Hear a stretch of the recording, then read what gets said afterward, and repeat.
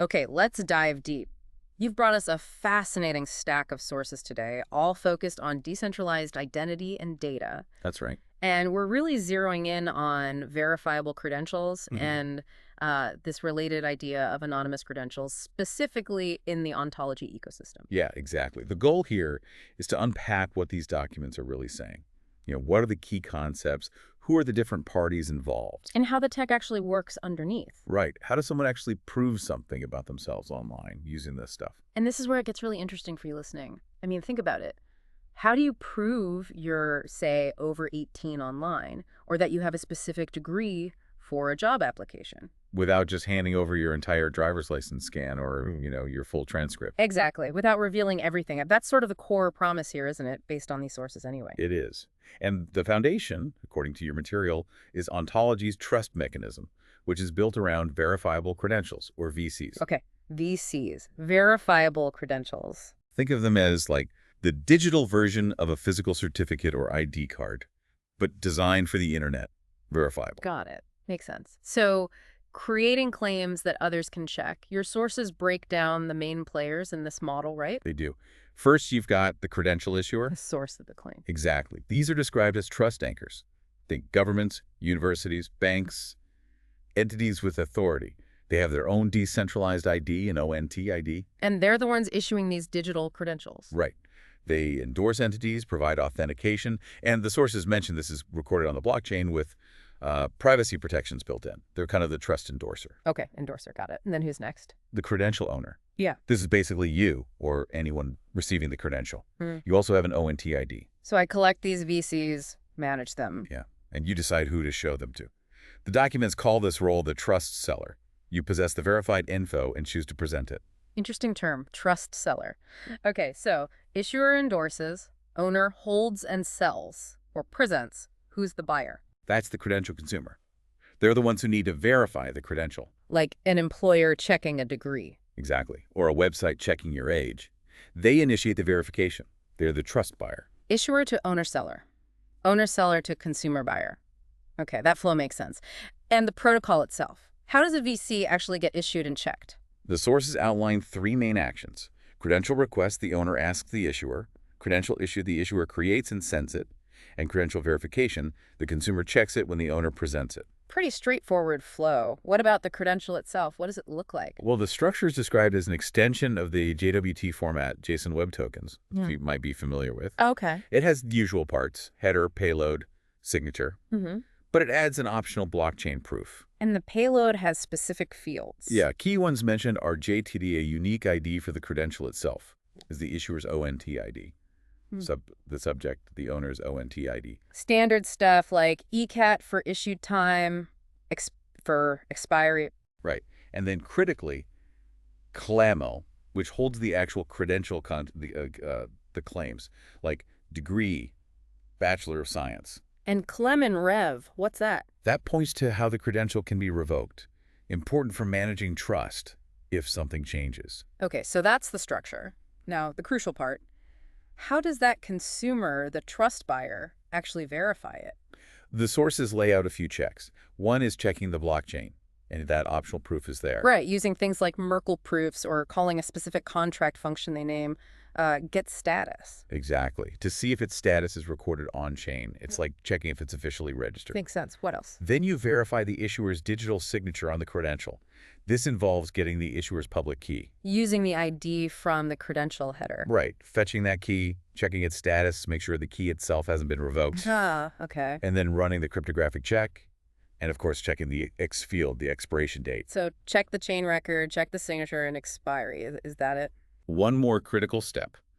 Checking for revocation of the specific credential. Ah, using that Clem-Rev field we mentioned. Exactly. It might point to a revocation list URL, Rev. or you might need to call that getStatusContract function again, using the credential's specific ID this time. So multiple layers of checks. Is it registered? Is the signature valid? Is it expired? And has it been revoked? Precisely. If all those pass, the consumer can trust the VC. Okay, that gives us a solid picture of verifiable credentials, but you hinted earlier that sometimes they reveal maybe too much. Yeah, that's the potential issue with a basic VC. Mhm. If your digital diploma VC includes your name, date of birth, student ID, address, just proving you have a diploma means revealing all that other stuff too. Which you might not want or need to do for every interaction. Exactly. And that's where, according to these sources, anonymous credentials or ACs come into play. Right. The privacy magic layer, how do they work? They're described as a special type of VC that uses zero-knowledge proof signature algorithms. It's part of Ontology's crypto library. Zero knowledge proofs. Okay, we hear that term a lot. What's the core idea here with ACs? The main goal, the real power, is allowing you, the user, to prove specific facts from your credential. Like, I am over 21. Yes, without revealing the other attributes, like your actual birth date or maybe even which specific credential you use, depending on the scenario. It enables anonymous or selective proofs. Okay, anonymous or selective. So the players are slightly different for ACs. The roles are refined a bit. You still have the issuer. The owner is now typically called the user or sometimes the prover. Because they're proving something. Exactly. And the consumer becomes the verifier. Issuer, user prover, verifier. Got it. And there are specific protocols for ACs. Two main ones described. First, the credential issuance protocol, how the user gets this special anonymous credential from the issuer. Okay. Second, the credential presentation protocol, how the user uses it to prove something selectively to the verifier. Let's take the issuance first. How does the user get an AC? It starts with the user creating a request, but it's a clever request. It contains a commitment to their secret key. A commitment. Not the Yeah. key itself. Yo, definitely not. The sources call it NIM. Think of it like a mathematical fingerprint of your secret key. You can show the fingerprint NIM consistently, but no one can figure out the key from it. Okay, a secure commitment. What else is in the request? Alongside the NIM, the user sends a zero-knowledge proof. This proof convinces the issuer that the user actually knows the secret key corresponding to that NIM. Wow, okay, so here's my commitment NIM, and here's mathematical proof. I know the secret key behind it, but I'm not telling you the key. You got it. That's the essence. So the issuer gets this NIM and the proof. What's their step? First, they verify that proof. Does it check out? Is the user genuinely proving knowledge of the secret key? Assuming it does. Then the issuer issues the AC. And here's the really crucial part. They use a specific signature scheme, mentioned as BBS plus egg, to sign both the user's commitment, NIM, and the actual attribute values for that user. Ah, so they're signing the NIM plus things like date of birth, 1995, 05, 10, degree, physics, etc., all together. Exactly. That linkage is fundamental for the later privacy features. They sign it all and send the resulting credential back to the user. And the user? The user verifies the issuer's signature is correct and then stores the credential safely. The stored credential includes the signature, their own secret key, the attributes, and some randomness used during the process. So the key takeaway from issuance is that the issuer's signature binds the user's secret key commitment, NIM, to their attributes. Precisely. That's the foundation for selective disclosure. Okay, now for the really cool part, right? The presentation protocol. How does the user prove something selectively? This is where the anonymous and selective aspects shine. The goal, like we said, is to prove something I have a valid credential from this issuer type and attribute X meets condition Y without revealing everything else. Like proving age without showing the birth date. The classic example. The sources say the user can choose which attributes to reveal and which to hide, based on something called an attribute predicate. Basically, a set of rules for disclosure. Okay, so how is it enforced? How does the proof work? It's another zero-knowledge proof, but generated by the user this time. It's quite complex mathematically. I bet. The user essentially constructs a proof that demonstrates they know their secret key, they know the values of all the attributes, including the hidden ones, and that the issuer's signature on the credential is valid. All without revealing the secret key or the hidden attributes. Exactly. It's like saying, I know the answers to these secret questions, and I know they fit together correctly with this signature. Trust me, based on this mathematical proof. That locked box analogy seems pretty good here. The verifier sees the proof on the outside as solid without needing to peek inside. It's a decent analogy.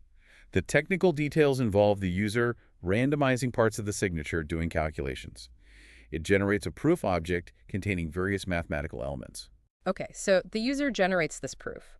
What does the verifier do when they receive it, along with the attributes the user did choose to reveal? The verifier takes the proof, the revealed attributes, the user's public NIM, and the issuer's public key. They then perform a series of verification checks based on mathematical equations described in the sources. So they're crunching numbers based on what was provided. Right. The core check involves calculating a value based on all the inputs and seeing if it matches a challenge value committed to within the user's proof. If the math lines up, The proof is valid. the proof is valid. The verifier is convinced the user possesses a valid credential from that issuer with the claimed properties, including any hidden ones needed for the proof, without actually seeing the hidden data. So pulling it back, VCs give us the baseline verifiable claims. ACs layer on top using these zero-knowledge proofs to let you selectively share to maintain privacy. That's a great summary. VCs are the foundation. ACs add that crucial privacy layer through ZKPs and selective disclosure. These sources give a detailed look at one specific implementation, within ontology. And this really matters to you, the listener, because, let's face it, we're asked to share data constantly online, sometimes too much data. Right. Technologies like these described here, ACs, they represent an attempt to shift that balance, to give you more control. Allowing you to participate, prove what's needed.